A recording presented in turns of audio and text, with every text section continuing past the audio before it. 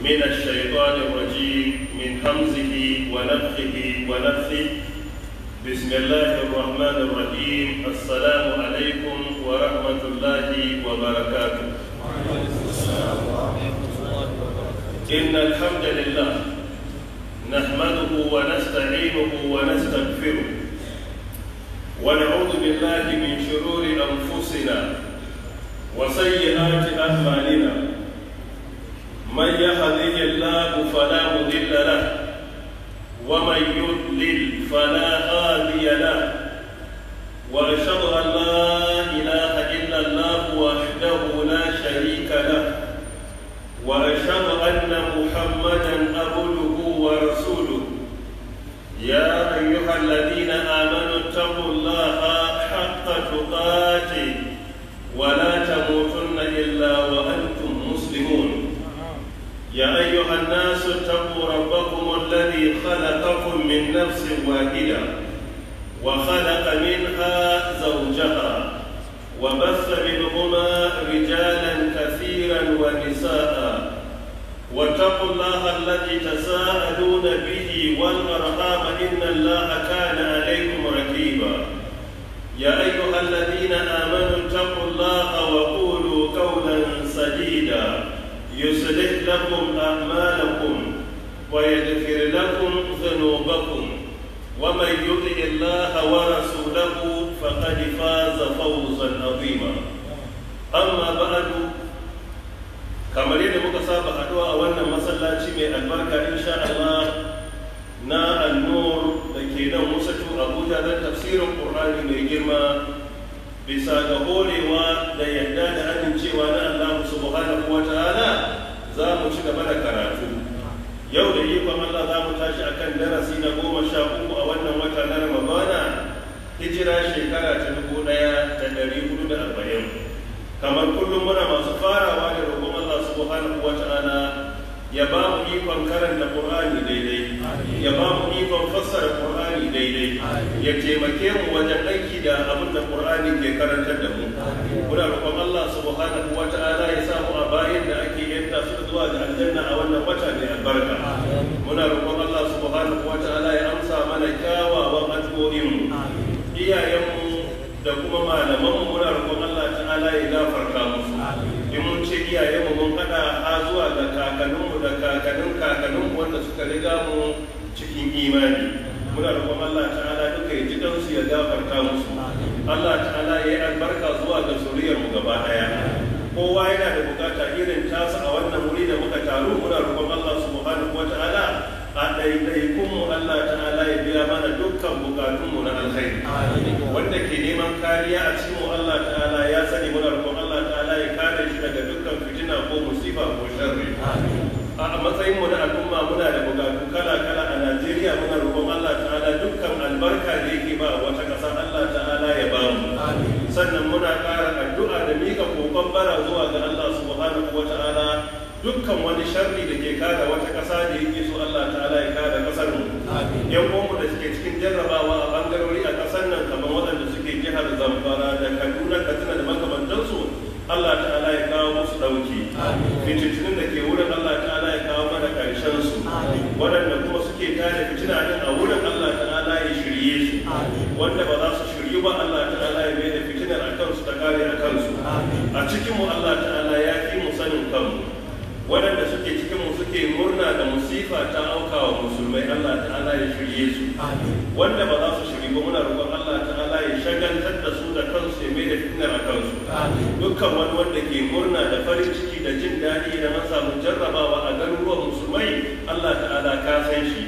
Ko da yana kumfan baki ya damu Allah ka buɗe zuciyarsa ka duba idan ba dan Allah yake ba Allah ka tona asirinsa Allah ta'ala ka kaskantar da shi. Waɗanda suke ba da gudumawa wajen ganin ƙarshen fitina din da kowane irin bangare daga cikin jami'an tsaro ko masu addu'a dare da rana ko masu yin kiyamun laili su yi addu'a ko masu aiki da duk damar da Allah ya ba su suke kokarin kawo ƙarshen fitina din Allah ka san su ka biya su da gidan aljanna. Allah ta'ala ya sa mu gudu tare mu tsira tare mu shiga aljanna tare. Ba laifi mu duba tambayoyin ku kamar da aka saba insha Allah ta'ala.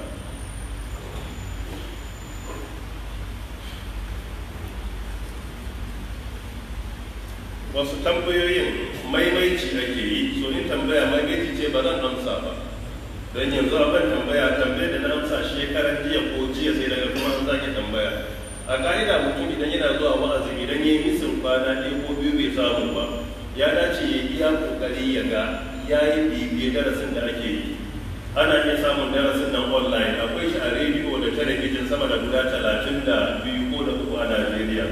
Me yasa mutum idan ya rasa darasi ba zai kokarin bibiya ba? Na amsa da tambaya shekaran jiya, yanzu nan na zuwa Ibrahim ya kara ma da kuma tambayar da kara maimaitawa. Kowa a nan ya sani shi ne mutumin da ya yi masturbation, ya yi wasa da al'aurarsa har wani abu ya fita, ba amsa da ba? To yanzu kuma wani ya kara turo tambayar cewa shi ya halaka ya shiga uku. To an riga an amsa tambayar ka, insha Allah ta'ala ba ka shiga uku ba. Insha Allah ta'ala ka shiga daidai ko za ka yi fita a cikin sa insha Allah ta'ala da saura. Wannan ya ce assalamu alaikum malam, neman addu'a daga family na Alhaji Musa Daura wanda aka sace shi. Wannan ɗansa ne mai suna Bashir ya turo takarda a matsayin iyalin cewa da Allah a taimaka musu da addu'a, babansu an ɗauke shi na tun ba a kama azumi ba, har a yanzu Allah ta'ala bai kaddara ya dawo ba. Sunansa Alhaji Musa Daura. Ina tuna cewa kamar sati ko kwana 10 akwai yarsa da ta taɓa mun email, ban san ya ta samu email din ba, amma ta turo dogon email akan a taimaka musu da addu'a tun ba a shiga azumi ba. Na ce insha Allah za a ci gaba da yi, muna aiki da wannan dama da wancan sako na da kuma wannan dan sama da Bashir. Allah ta'ala ya bayyana mahaifinsu, Allah ta'ala ya kubutar da shi, Allah ta'ala ya kare masa imaninsa da lafiyarsa da mutuncinsa. Dukkan wasu wanda suke hannun masu garkuwa da mutane muna roƙon Allah ta'ala ya kubutar da su, ya kare musu imaninsu da mutuncinsu da addininsu. Waɗanda kuma Allah ta'ala bai jarrabe su da abin ba, muna roƙon Allah ta'ala kada ya jarrabe su. Allah ta'ala duk wanda bai taɓa shiga hannunsu ba, Allah ta'ala kada ka ba su ikon ɗaukar sa. Waɗanda suka shiga ciki kuma Allah ta'ala ya kubutar da su. Duk wanda ya shiga jarraba zai ce ka roƙi Allah kada ka ga irinta. In Allah ba ka dama ka yi magana da ɗaya daga cikin mutane da ake garkuwa da su zai gaya maka. Wani za a ɗauke shi daga bakin hanya ya ce an yi tafiyar awa 13 da shi gabanin aje yadda aka ajiye shi. Wani bawan Allah da ya kuɓuta ya ce mun shi ba a wurin aka ce an sallame shi ba zai iya fitowa ba. Ba zai iya fitowa ba. An sallame shi aka ce je gina. Don shi a wurin bai san ma inda zai je shi ba. Saboda Allah ta'ala ya ba mu fili a Najeriya musamman arewacin ƙasar nan. Maimakon mu yi aiki da shi da wurin mu raya ƙasa sai muka bar shi sai zama 'yan ta'adda sun ɗauke filayen. Shi ne jeji da gonaki ga su dan Allah ba mu iyaka. Ran da na fara magana na ce jihar Borno kadai idan ka ɗauki girmanta, ita kadai wannan jihar kusan ta ninka Lagos, jihar Lagos sau 18 da yankai. Jiha guda ɗaya kuma duk fili ne. To a yanzu wannan filin inda an raya shi ana noma, Allah kadai ya samu da za mu samu. Kasar Brazil noma take, nan ce noma shafi noma na amfanin gona da kiwo da kuma kiwon kifi.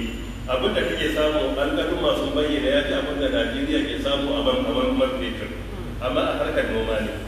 To wannan fa jihar Borno ba ita ce mafi girma ba, mafi girman jiha a Najeriya ita ce jihar Niger. A haka ta mafi Borno, daga jihar Jirgin na sai Borno, sai ka dawo kan Kaduna su Taraba. Mafi kankantar jiha a bangaren girma ita ce jihar mu ta Gombe. Shi ne a arewa ita ce tafi kowace karancin fili, amma ita kanta jihar Gombe ta ninka jihar Lagos sau 6 da yankai. Ita yar abusan arewa ta ninka ta, to amma kudin shiga da jihar Lagos ke samu da ake cewa internally generated revenue a duk wata ne ya kai naira biliyan 32. Biliyan 32. In ka tara dukkan jihohi 19 na arewa ba su samun wannan a wata guda da. In ka cire jihar Delta da Rivers da kuma Ogun, jihohi guda 3, sauran jihohi 32 duk kudin shigar su an tara su 32 bai kai jihar Lagos ba. Kuma jihar Lagos a bangaren ma adadin mutane ba da kai jihar Kano ba. Wanda yake bayyana mana arewa muna da kalubale da yawa. Dole sai mun yi tunani mai zurfi. Abu saboda mai dalili duk ni'imomin da Allah ya ba mu ba mu aiki da su ba sun zama mana fitina. Mafi girman abin da Allah ta'ala ba wa arewa da farko a zahiri wallahi shine girman ƙasa, saboda ƙasar nan alheri. To wannan ya zama sharri. Na biyu abin da Allah ya taimake mu da shi shine mai adadi population. Shi ma population din ya zama suna gare mu bai zama mai amfani ba. Na uku ya ba mu ma'adanai a cikin ƙasa. yanzu akan ma'adanan mutane ne suke rasa rayukansu. Duk rikicin da ke faruwa zargi da yawa duniya da alaka da irin ma'adanai da Allah ya bayar. Allah shi ya san daidai ba mu sani ba, amma duk zargi yana nuna cewa da alaka da wani. So mu ni'imomin da ya ba mu ma mun gagara aiki da su bare su zama ni'ima gare mu. So mafiya yawa fitinar mu cikin ni'imar ce. Population din da ya mana amfani, girman lafiyar da ya mana amfani, ma'adanan da ake da su da bai suka yi amfani. Allah ta'ala ya samu wange lafiya. Wannan ya ce assalamu alaikum shaykh. Wa alaikum assalam wa rahmatullahi wa barakatuh. Allah ya ji kan mahaifa ya kuma yi wa zuriyarka albarka. Amin ya kai ya kai. Malam ina da tambaya. Iyali na ta fi ni kudi ko in ce arziki. Amma kullum ba ta taimako na. Sai dai wai ni na ɗauki nauyinta. Malam wannan wajibi ne a kaina sai na ɗauki nauyinta?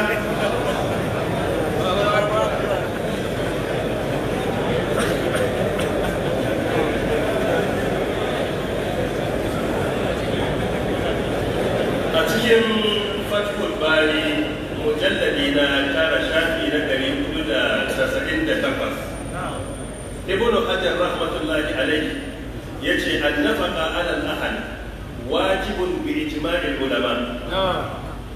Shine cewa mutum ya ciyar da iyalansa, malamai na duk duniya sun yi tarayya akan wajibi ne, ijma'i ne, consensus ne na malamai.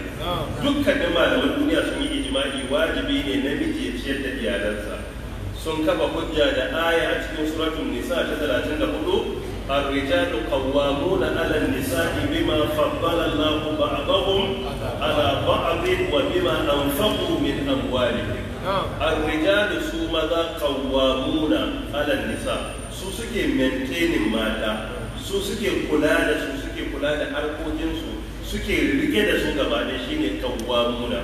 Allah ya ce bima faddala Allahu ba'dahum ala ba'd, saboda abinda Allah ta'ala ya fifita sashi akan sashi, ya fifita janibin maza akan janibin mata, yace wa bima anfaqu min amwalihim, da kuma abinda mazan ke ciyarwa da dukiyoyinsu. Ashe da Allah ya fifita mu saboda daukar nauyinsu da muke yi, don haka muhalli haƙƙi ne na muke ba wa matarsa, abinci haƙƙi ne na muke ba wa matarsa, tufafin sawa haƙƙi ne na muke ba wa matarsa, ilimi da biyan kuɗin makaranta haƙƙi ne na muke karanta da matarsa da je makarantar addini, in ba haka bai koya mata a gida. Magani na asibiti haƙƙi ne da muke ba wa matarsa, in za ta yi tafiya haƙƙi ne idan za ta je wajen iyayen ce ɗauki nauyin tafiyarta, in za ta dawo haƙƙi ne ya dawo da ita. Shi ne bima faddala Allahu ba'dahum ala ba'din wa bima anfaqu min amwalihim. Duba cikin suratul nisa aya ta 34. Malamai suka ce matukar mace ta ba da kanta ga namiji a matsayin ita iyalinta ne, ta yi presenting kanta, to ya ɗauki nauyin ka wajibi ne. Shi yasa Sheikh Khalil alaihi rahmatullah yace ba ma kawai wajibi ba, idan aka waye gari ita a cikin daular ko a kasar ta fi kowa kuɗi, shi kuma ya fi kowa talauci, to dole sai ya tafi nauyin ta.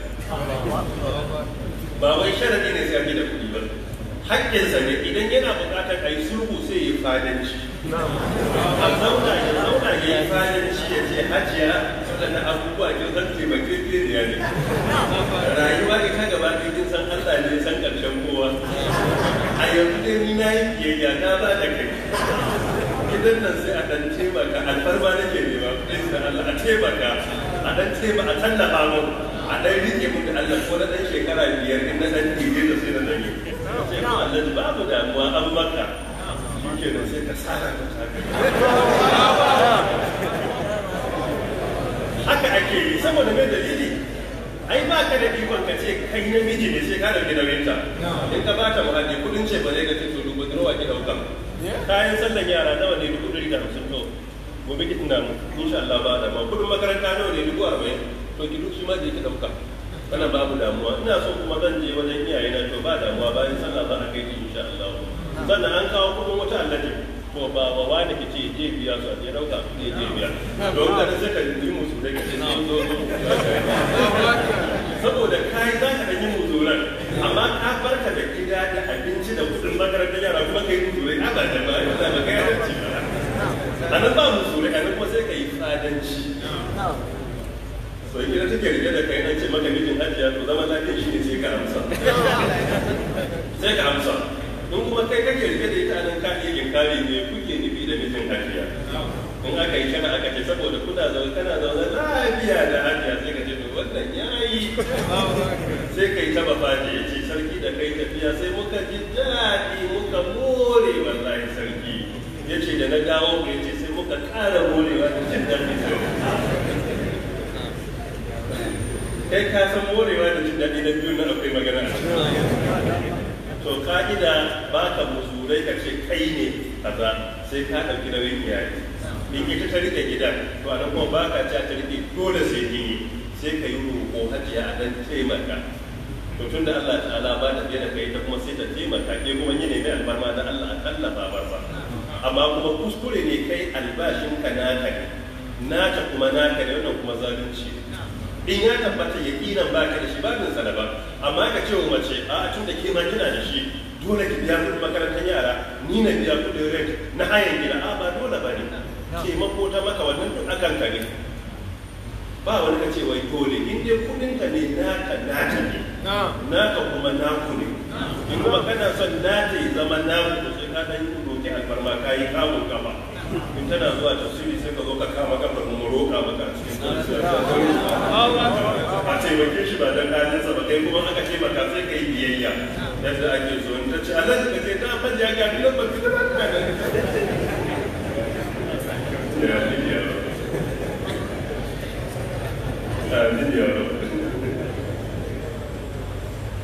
wanda ya ce assalamu alaikum wa rahmatullah Allah ya kare malam da alaramma amin ya hayya ga don Allah malam wajibi ne miji ya biya wa matarsa kujerar hajji an yi tambaya shigen wannan zuwa ga lajnatul da'ima lil buhuth ilmiya wato kwamiti na dindindin da ke bada fatawa sun amsa a cikin mujalladi na 11 shafi na 94 cewa la yajibu ala zawj li zawjatihi nafaqati hajjiha lakin badluhu min husn al-ishra wa makarim al-akhlaq suka ce baya zama wajibi akan miji ya biya wa matarsa kudin bukata na aikin haji kudin kujera kudin taki kudin estafon suka ce ba wajibi ba lakin sai dai suka ce badluhu min babi husnil ishra wa makarim al-akhlaq sai dai idan har ya yi taimaka shi mijin ya biya mata kudin hajji da kudin guzuri har ma ya kara masa da ɗan dala 1,000 ce kidan siyo gwalagwale suka ce wannan iya cikin kyakkyawan zamantakewa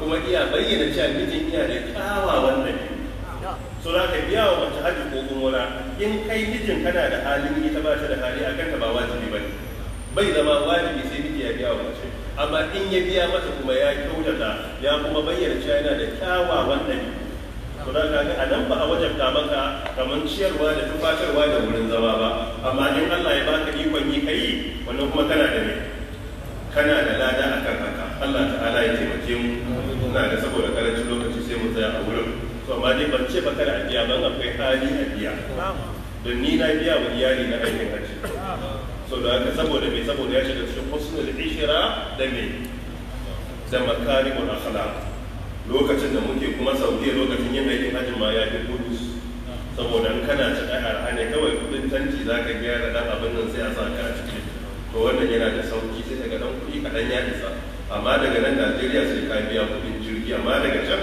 kawai mai za mu sha a mota ka je ka yi rijista a baka tanti da aiki ka kawai sai ka kama hanya amma daga najeriya yanzu ana buƙatar sama da naira miliyan 1 ko ma miliyan 1 da rabi ko abin da ya kama da wannan gabanin ashe idan kana da hali sai a taimaka wa hajiya sai ta samu ikon zuwa sai ta zama hajiyar da gaske kuma ta je ta saka haƙorin aikin hajji ba laifi ba ne kafin mai yi da shafi biliyati to shari'a ba ta hana ba amma kai ka je ka saka haƙori kuma da ta haƙura in an saka a cire ba sai mun yi bayani ba ina ga haƙorin ka na kamar da kai na kai ka gane ba da ba bismillah kana yi da dole bismillah a'udhu billahi minash shaitanir rajim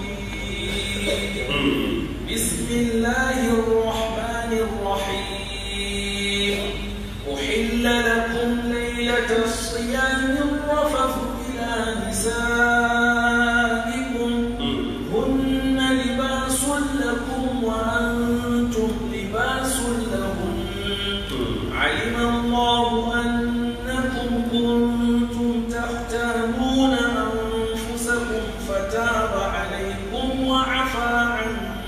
عنكم فالآن باشروهن وابتغوا ما كتب الله لكم وكلوا واشربوا حتى يتبين لكم الخيط الأبيض من الخيط الأسود من الفجر ثم أتموا الصيام إلى الليل ولا تباشروهن وأنتم عاكفون في المساجد تلك حدود الله فلا تقربوها كذلك يبين الله آياته للناس لعلهم يتقون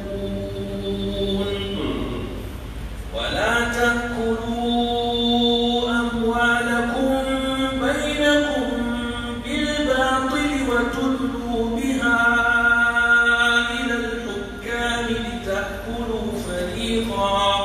لتأكلوا فريقا من أموال الناس بالإثم وأنتم تعلمون. جزاكم الله خيرا.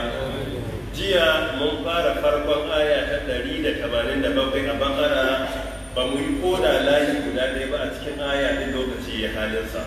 Yau za mu waiwaya mu kalli ayar sai mu ci gaba daga inda muka tsaya. Allah ta'ala ya mana jagoranci. Uhilla an halartar lakum gare ku lailata siyami daren azumi an rafathu kusantuwa ila nisa'ikum zuwa ga matan ku. Kunna su matan libasun tufa ne lakum gare ku. Wa antum kuma libasun lahunna tufa ne zuwa gawa zuwa gare su. Alimallahu Allah ya sani annakum lalle ku kuntum kun kasance tahtanuna anfusakum kun kasance kuna ha'intan kawunan ku fataba alaikum sai yayi tuba akan ku wa afa ankum kuma ya yafe muku yi afwa fal'ana a yanzu bashiruhunna ku kusanci iyalanku mu'amala ta aure wabtagu ku nemi ma kataballahu lakum abinda Allah ya halartar muku shine ya rubuta muku wa kulu ku ci washrabu ku sha hatta yatabayyana lakum al-khayt al-abyad har sai farin zare ya bayyana min al-khayt al-aswad daga bakin zare min al-fajr na al-fajr thumma sannan atimmu siyama ila al-layl ku cika azumin nan zuwa ga dare wala tubashiruhunna kada ku yi mu'amalar aure da su wa antum alhali ku akifuna kuna itikafi fil masajid a masallatai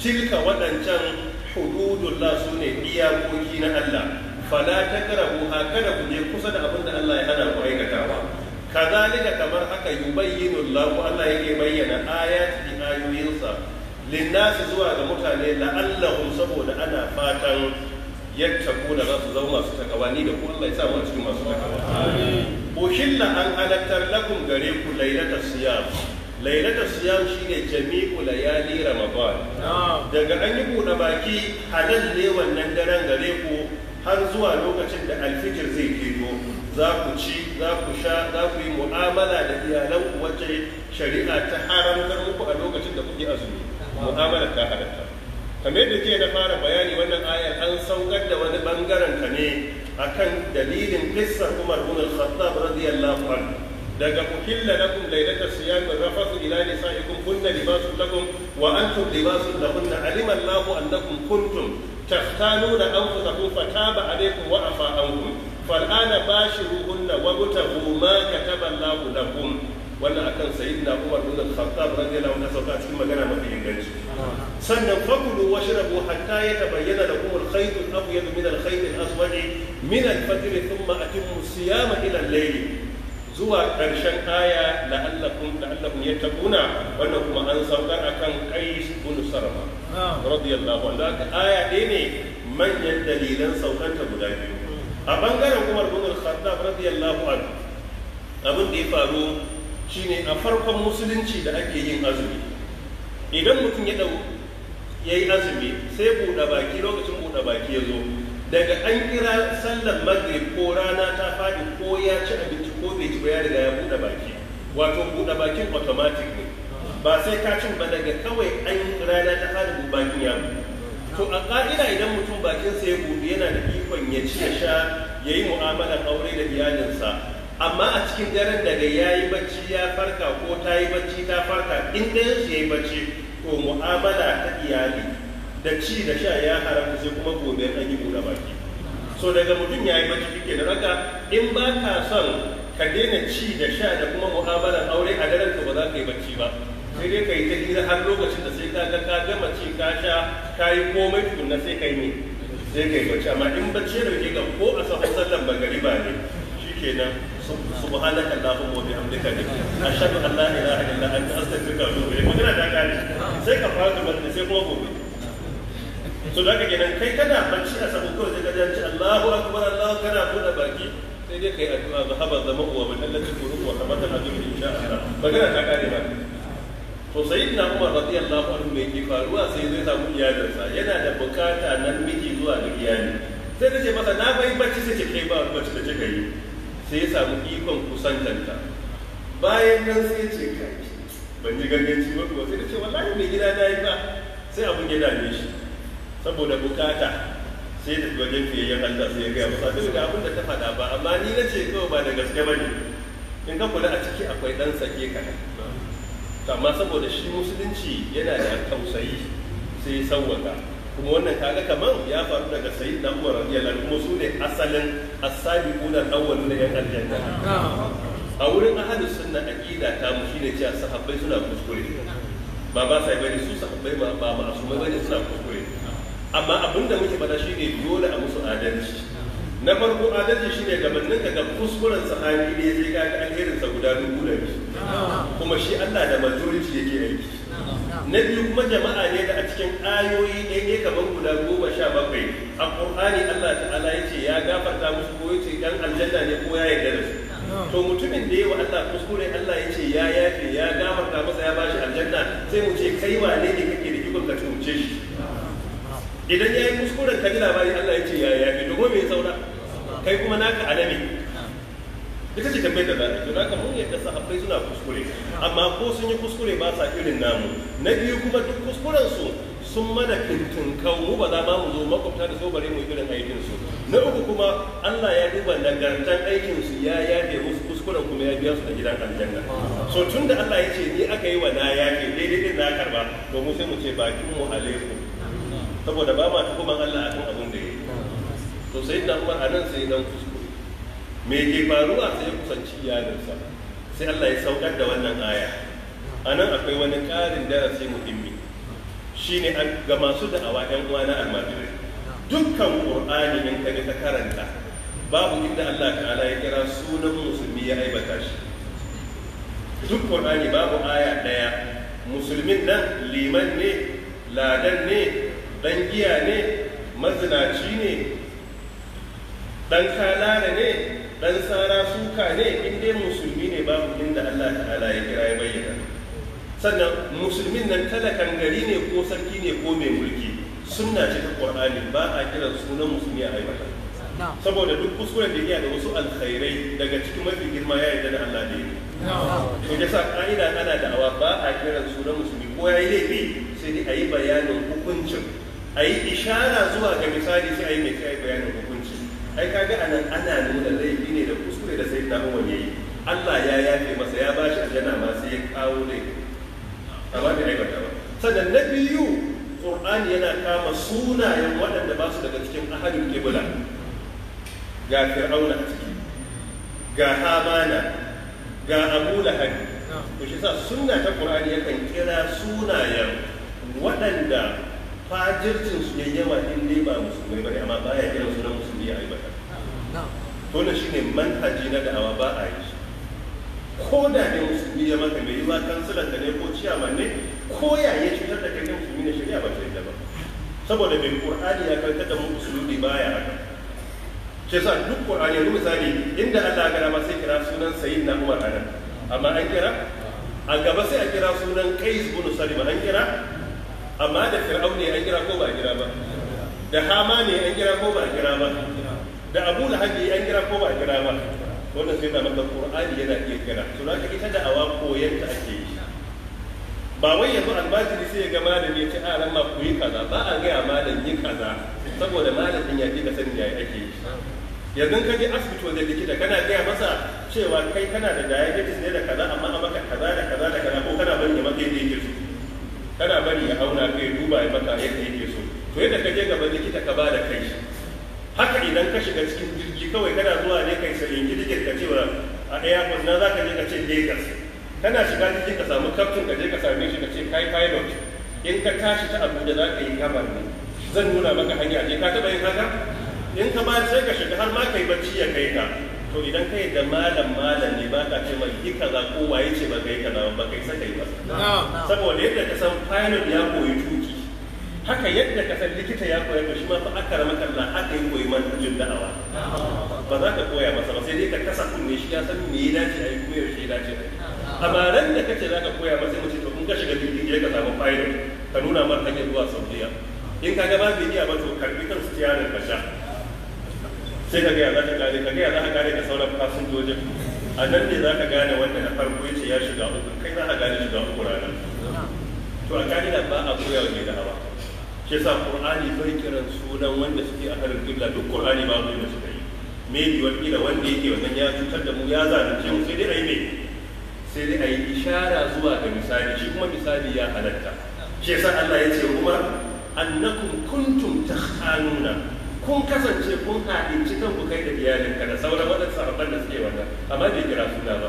To shi sa a ka'ida ya halatta ana da'awa a yi misali. In aka yi misali sai ka ya shafe da sai ka yi shuru, ba ka nuna kanka, shuru za ka yi kyat. In ka tashi sai ka ce to yaya za a gyara. Yanzu tun da aka fara tafsiri a wanda bai ji laifinsa ba a Qur'ani ba, kai aran ba baka ji ba? A tambaya da ke ina liman bai ji laifinsa ba a ina ladan. Kai ne mai tambayoyi baka ji laifin da ba. A masallacin da akwai wanda tun da aka fara mai cikin da na dan goge shi ba a cikin tafsiri, kuma wallahi ban san yana yi ba. To haka muke, Allah yakan ba mu muwafaka.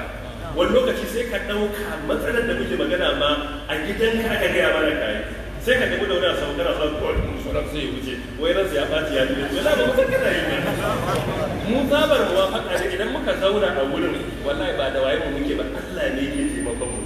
To sai ka ga abun yana yi sai ka gani hajiya don Allah ba ki tura malam tambaya ba, wallahi wallahi ni ban taɓa ma samun gwada da shi dan Allah, wallahi bayanan kamar da ne wallahi ba san kayan wata kila kawai muwafaka ce.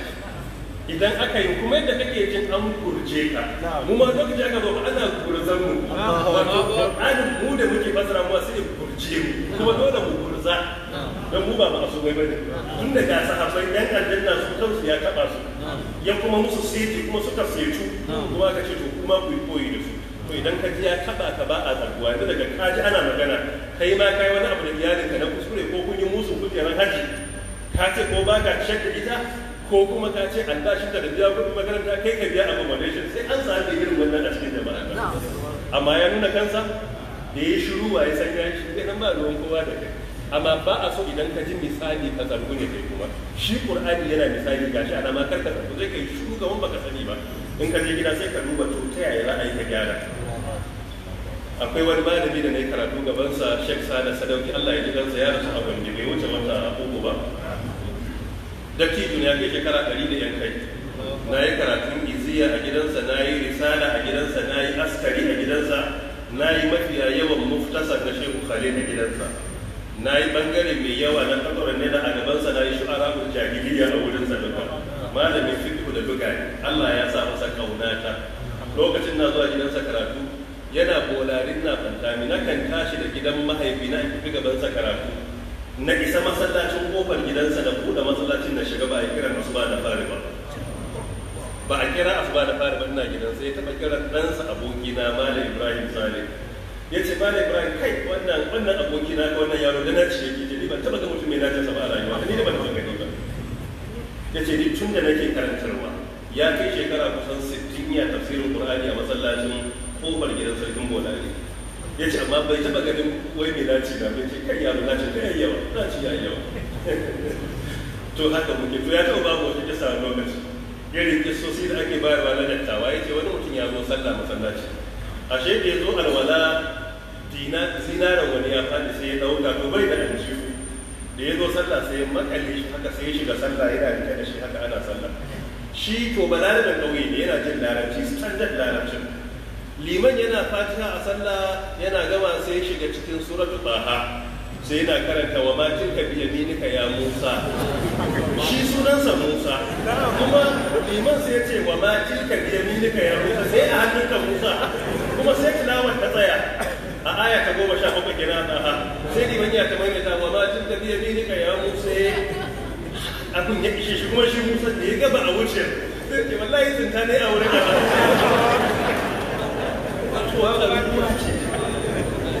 shi Qur'ani haka yake. Kaga ai ayar ba a saukar dan wancan Musa da ya ci na dinari ba. To shi haka Qur'ani yake. Idan muka zo muna yi sai kaga akwai muwafaka. Sai kaga an gurje ka can an gurjuwa ne. To wani lokaci aran man da ke kawo ayoyin shi nake gurza. Wani lokaci kuma ya kinkimo ayar sai da gurji kaina. To haka ake Qur'ani sai ya gurji kowa. In kaji an taba ka sai ka gyara bakin ka alaikum, in ba haka ba sai ka zama bakin ka biye ni ka ya musi ko kuma babu don Qur'ani haka ya fada. Allah ta'ala ya samu wani lafiya. Don haka Qur'ani yace uhilla an halattar lakum gare ku lailata siyami daren azumi ila nisaikum zuwa ga matan ku. Kunna su mata din libasul lakum, tufafi ne gare ku, wa antum kuma libasun lahunna, tufafi ne zuwa gare su. Wannan aya na daga cikin mafi girman ayoyin da suka nuna mana mutuncin mace da miji da mutuncin namiji da mace. An yi rashin sa'a a kasashenmu a yanzu da dama, mutane sun ɗauka wai amfanin mace kaɗai ga namiji shine lokacin da yake bukatar ta a daki, ya sa mutunta mata ya yi ƙaranci, mutunta iyayen mata ya yi ƙaranci, girmama iyayenta ya yi ƙaranci, taimaka musu a wurin da ya dace ya yi karanci, ɗaukan iyayenta a matsayin iyayenka ya yi karanci. Saboda me? Namiji ya ɗauki mace kamar wata na'urar biyan bukata ne. Ƙur'ani alaƙar da ya bayyana tsakanin namiji da mace, bukatuwa ga juna na daga ciki, amma ba shi ne kaɗai muhimmin abu ba. Fa'idan aure ga namiji in za ka kirga su a nassosin Ƙur'ani da sunna da bayanan malamai, wallahi tsarin za ka samu sama da guda 100. Amma a yanzu magidanta da yawa shine kawai bukatuwa namiji ga mace a ɗaki shine ɗauka manufar aure, ya wuce wannan. Ka duba a wannan iya misali, Allah ya ce kunna, su ɗin nan libasun lakum, tufa ne gare ku, wato su ɗin nan rufin asiri ne gare ku. Za ka yi fasara libas da tufa, ko ka ce su rufin asiri ne, ko kuma su ce su abokanan shawari ne, ko kuma su masu menene ba ku kamala ne, duka yayi. Za ka yi fasara da shi. Kisa ka duba Allah ta'ala da ya kira duhun dare sai ya ce libas ne gare mu, ba da fi arba ka misali.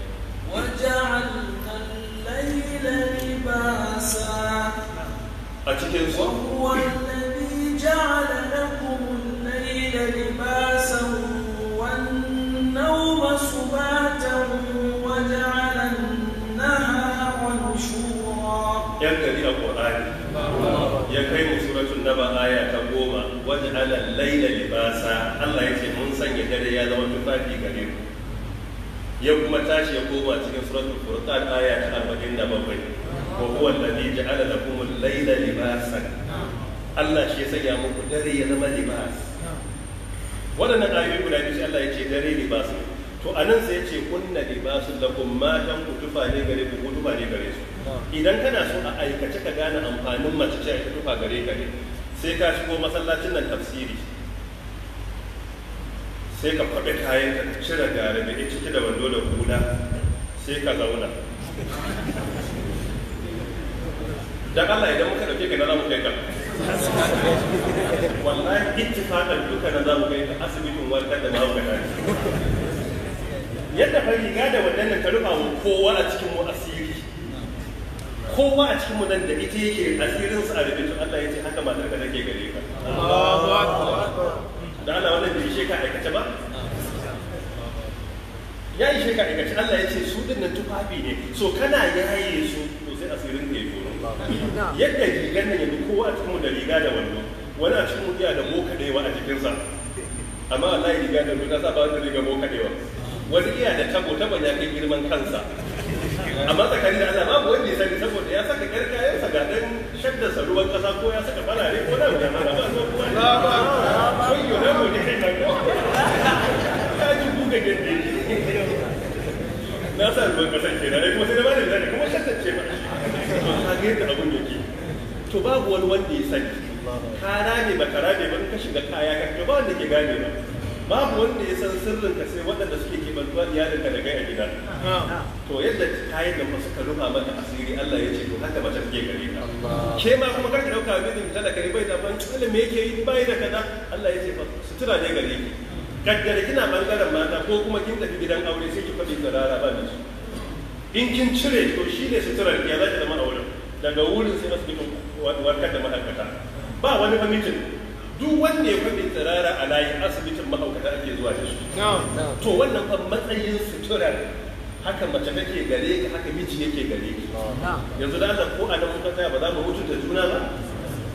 Bare ga ka'idodi, akwai ka'idodi da yawa a cikin aure ga maza ga mata, amma sai aka takaita fa'idar zuwa ga mu'amalar auratayya. Shi yasa daga ya zama miji bai gamsar da mace, mace ba ta gamsar da miji sai ga auren ya lalace. Saboda me? Saboda mun zalunci kanmu, mun manta da fa'idar aure ya wuce wannan. Wannan bukatuwar ɗaya ce amma akwai su da yawa sun fi shurin masaki. A rama ba mu misali ko na guda biyu a Qur'ani da su. Wa min ayatihi an khalaqa lakum min anfusikum azwajan litaskunu ilayha wa ja'ala bainakum mawaddatan wa rahmah. Inna fi dhalika laayatin liqaumin yatafakkarun. To ya isa. ولقد أرسلنا رسلا من قبلك وجعلنا لهم أزواجا وذرية. الله تعالى يقول ومن آياته أن خلق لكم من أنفسكم أزواجا لتسكنوا إليها نفرقوا نبي وجعل بينكم مودة نبقوا ورحمة. تجي سورة الروم آية 21. Allah ya ce yana daga cikin ayoyinsa ya halitta muku matanku daga gare ku ko mazanku ko mata daga gare ku. Na farko sai ce li taskunu ilaiha, dan ku samu peace and tranquility. Shi ne ku samu kwanciyar hankali da nutsuwa. Allah gauro ba da yake da mai aure ba. Magabata suna gane gauro da masu aure kuma ko anan ba dan kan da yi tonan siriri ba. Zan ba ku misali. Duk lokacin gwada wani gobe ya sun yadda kai. Amma kun gani? Kun gani ko ba ku gani ba? Kun gani. In dai haka aiki wake ga wani mai mata. Wallahi gauran ya tsumi amma na gane shi. Ya yi gani. To shi sa Allah ya ce litas nutsuwar ba dai ba ce.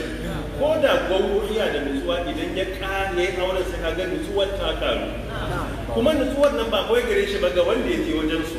Yanzu kana sauka a ƙauye da kai da iyalinka da yara biyu, ba ko ne hanya ta kawo mu za mu wuce, kowa zai iya saukan ka saboda ya san me laifi baya zuwa da matarsa da 'ya'yansa. Amma an ka sauka a garin garan kaman bugun karago, ga karfa ba mata babu yaya me sauka.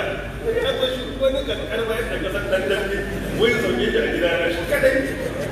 Ka je ka sauke ki a dare ma sai ka. Amma inda yadda za a sauke shi kaga wai nutsuwar ba gare shi kadai ba, har ga inda ya je ma an nutsu da shi. An fi iya saukan mutum da matarsa. In ka shiga kasashen da ake yawan sa ido akan musulmi suna da tafiye, kana zuwa ya faɗin kai goro ne a kan karba kamar dan judo dan resa da suna ce shiga ɗakin can ai sacin ɗinsa. Amma da gangan ka da mata da yara ai tafiya za ku yi sosai joni shi kenan bayi bayi kenan sai a rufe. Kaga wanda ma ka nufe shi ya nutsu da kai. Su kuma gwagware ba za koya ya mutu za ka ga in nutsuwa ta yawa sai ka ga abin gaban abin tsoro. Idan ya cika kuma lafiya sai daga karfi kamar jakin sayarwa shi ko ina yi babu mafita. Allah ya ce wajen ala bainakum mawaddatan wa rahama. Allah ya sanya mawadda kauna tsakanin miji da mace akwai mawadda. Shine kauna ba soyayya ba. Soyayya wannan cuwa-cuwa ne. Mawadda kauna ita ce original. In soyayya ne halittar ta yake so, ran da halittar ya canja kuma an samu matsala. In kauna ne kuma fi sabilillahi ne ko halittar tana nan ko ta canja yana kaunar kayansa.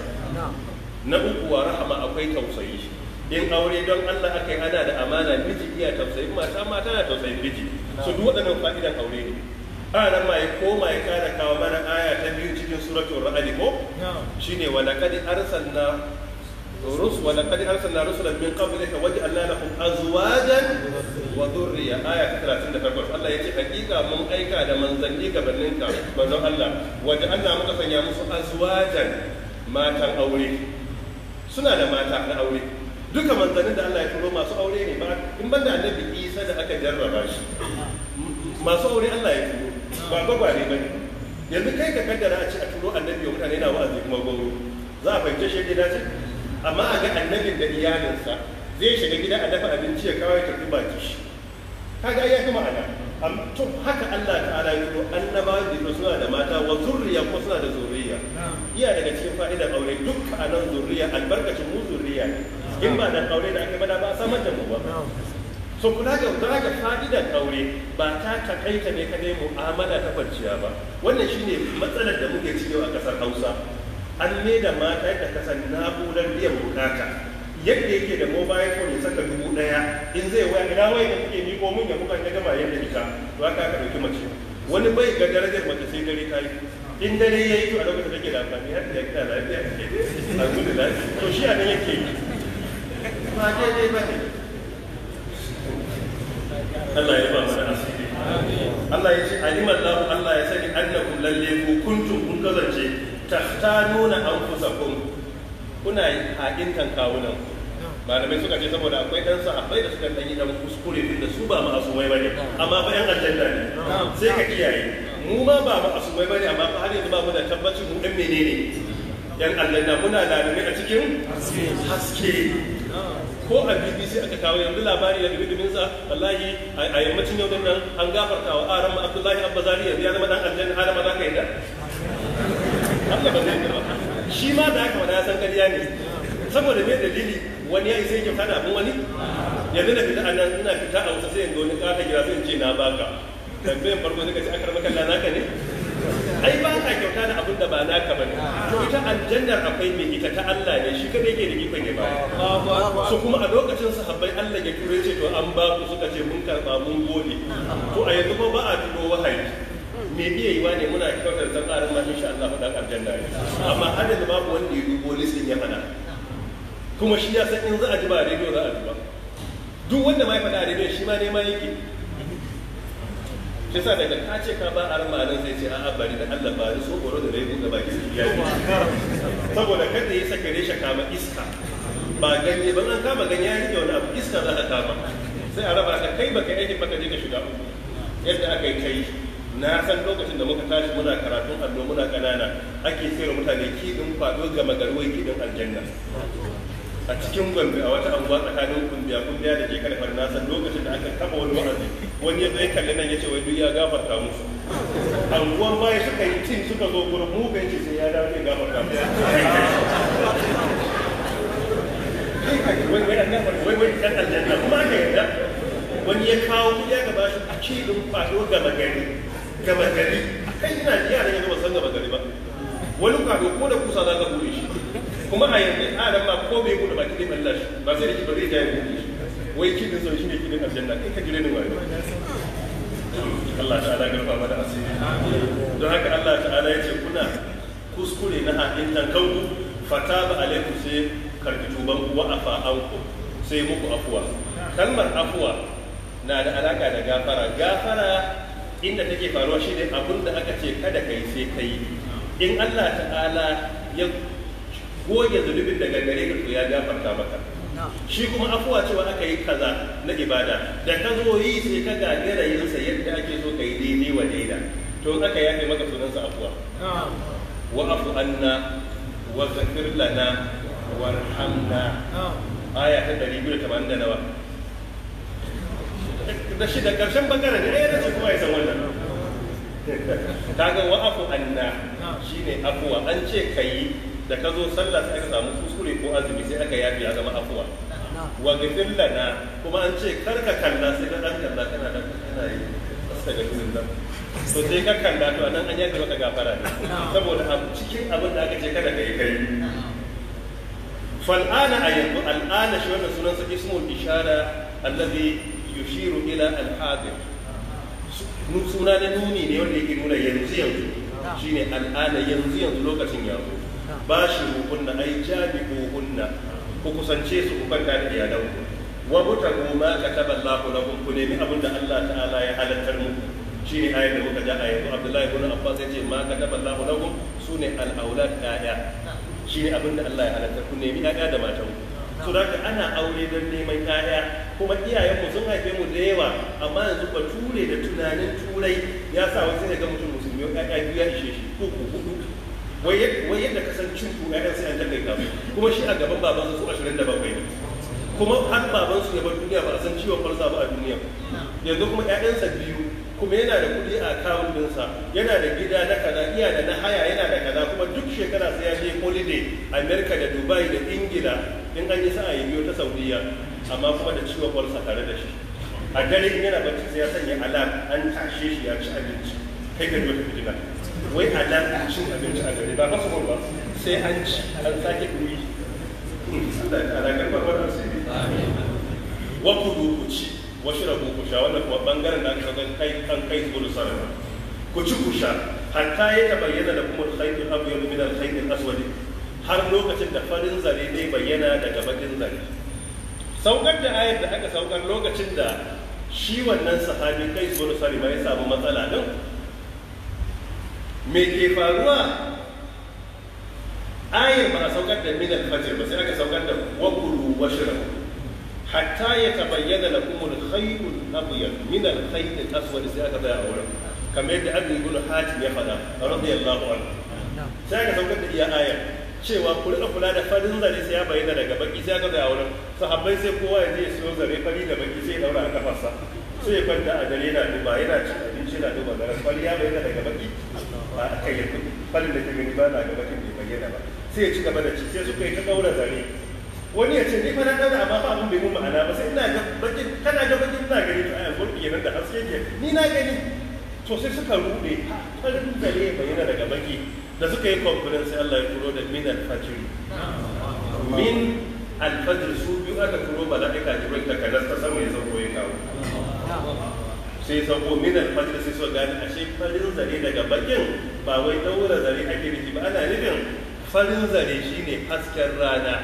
bakin zare shine duhun dare shine har sai farin zare ya bayyana daga baki hatta ya tabayyana lakum al-khayt al-abyad min al-khayt al-aswad shine farin zare shine al-fajr ya keto daga ya keto sai ku bari sannan kuma bakin zare shine me duhun dare to sai ce thumma atimmu siyama ila al-layl sai ku cika azumi zuwa ga ina zuwa ga dare ai shine ila dukhulil layl shi qur'ani ba wai da ka ake fassara shi ba ba wanda suke dauka wai ba sa bude ba sai kisha saboda ce ila layl sai mu ce waye maka wannan tafsirin wanda aka ba wa tafsirin qur'ani a duniya shine annabi Muhammad sallallahu alaihi wasallam shi aka ba wa responsibility ya fassara qur'ani kuma ka duba tafin manzilatu sunna fil islam wa bayanu annahu la yustaghna an bil qur'an na Sheikh Muhammad Nasiruddin Albani rahmatullahi alaihi yace babu da ba mutum ya fahimci ma'anar qur'ani bai bi sunna ba annabi da yazo fassara wannan wurin dan ya bayyana mana ba sai dare ya shiga ba faduwar rana ne a cikin hadisi da ke cikin sahih Muslim hadisi na 1954 yace idza aqbala al-layl min hahuna wa adbara an-naharu min hahuna faqad aftara as-sa'im idan dare ya fuskanto ta nan wurin rana ta fuskanto ta nan wurin kawai daga duhu ya bayyana kawai ya fuskanto a cikin yace shi kenan mai azumi yayi gobe ba idza aqbala al-layl min hahuna wa adbara an-naharu min hahuna dare ya fito ta nan rana ta juya da baya dare yana zuwa rana yana tafiya annabi da shike nan kuka baki yayi so daga kawai rana ta fadi an daina ganin kwariyar rana Allah ya halatta a shago kawai daga rana ta fadi ba wai sai duhu ya shiga ba kawai tana faduwa za ka ga dan duhu garan ya kisa saboda gaggauta baki buɗe baki sunna ne jinkirin buɗe baki a cikin sai dare yayi bid'a ne akwai hadisai da dama duba siyamu ramadan ka gani na Sheikh Salim Kurdi al-Hilali da Sheikh Ali Hassan Ali Abdul Hamid daga bayani so akwai hadisai suna nan da yawa a sunna cewa ana son a rika gaggauta bude baki da jinkirta suhur mafhum sun ba a cin musiyama ila layl sannan kuma sai ku cika azumin nan zuwa ga dare anan muka fasara shine ai idza dukhulul layl shine idza aqbala al-layl min hahuna wa adbara an-nahar min hahuna wala tubashiruhunna ai wala tujabihuhunna kada ku yi kusanci da mu'amalan aure da matan ku wa antum alhali ku akifuna kuna itikafi fil masajid a masallatai kalmar akifuna a kafa daga tsayawa wuri ne ka zauna ka tattare a wuri daya mai itikafi yana dawowa masallaci baya tafiya ya je gida yi bacci zaka ce akifuna shi yasa ko da cikin suratul anbiya ma hadhihi tamathil allati antum laha akifuna cikin aya ta 52 a cikin anbiya waɗannan gumakan da kuke zuwa wurin su kuke itikafi wato itikafi a wurin kuka tattaru ba tafiya kullu kuna gindin su mafhum don haka fil masajid a masallatai ba a son kana masallaci kana itikafi kuma ka kusantan iyalin in ka zo itikafi ya halatta maza su itikafi mata su yi sunna ne in baka taba yi baka dage ka rika yi a rayuwarka ita sunna in mun karanta mu tabbata ta in baka taba yi itikafi ba ko na wuni da dare guda ɗaya ka dage ka mafhum tayyib to zaka a cikin halin itikafi ko da iyalinka tana yi kai kana yi bai halatta ku kusanci juna ba dan an zo ibada karka je kai ta yan tasha wani ya samu makara a masallaci wai kira da yaron cikin makara wannan bai ba idan kaga abin ba za a iya hakuri ba itikafin ba wajibi bane tunda ba wajibi bane shikenan sai a yi sallama assalamu alaikum wa rahmatullahi assalamu alaikum sai a koma gida ka fahimta ko amma aka dage aka ci gaba shi ya bi dacewa tilka hududullah waɗannan su ne iyakokin Allah kalmar tilka harafi uku ne kowane ma'anarsa daya ti harafin ishara lamun lil bu'di ka lil khitab ti shine ishara lam can nesa ka abinda na nuna shine tilka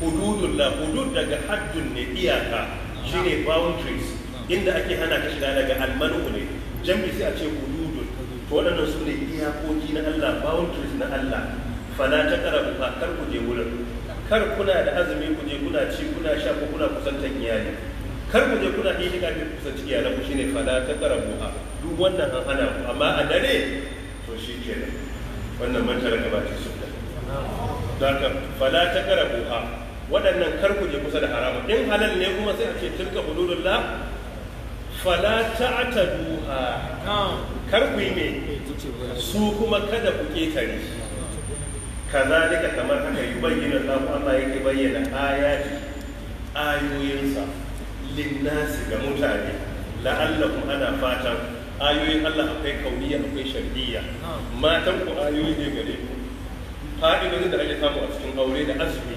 benefits na azumi amfaninsa a addinance amfaninsa a kimiyyance amfaninsa a kasuwance duk mun bayyana waɗannan ayoyin Allah ne gare ku da Allah ku ana fatan la'allahu zuwa gare su yadda kuna ana fatan za su yi takawa idan mutum ya bi waɗannan ƙa'idodi to sai shiga cikin bayin da Allah subhanahu wa ta'ala yake son su sune bayi masu takawa bismillah Allah yana son masu takawa mu misali بلى من أوفى بعهده واتقى فإن الله يحب المتقين. cikin Ali Imran 76 Allah ta'ala ya ce bala man aufa bi ahadihi duk wanda ya cika alƙawarin sa tsakaninsa da Allah waɗannan sune irin alƙawarin saboda haƙƙin mu akan Allah shine Allah ba zai yi azaba ga wanda bai shirka ba haƙƙin Allah akan mu shine mu bauta masa yadda yake bukata don haka wanda ya takawa a ce masa Allah iya son masu takawa ni da ku Allah subhanahu wataala ya samu a cikin bayi masu takawa wannan aya karshe take nan subhanaka allahumma wa bihamdika ashhadu an la ilaha illa anta astaghfiruka wa atubu ilaik wassalamu alaikum wa rahmatullahi wa barakatuh wallahu ta'ala a'lam wa la ilaha illa anta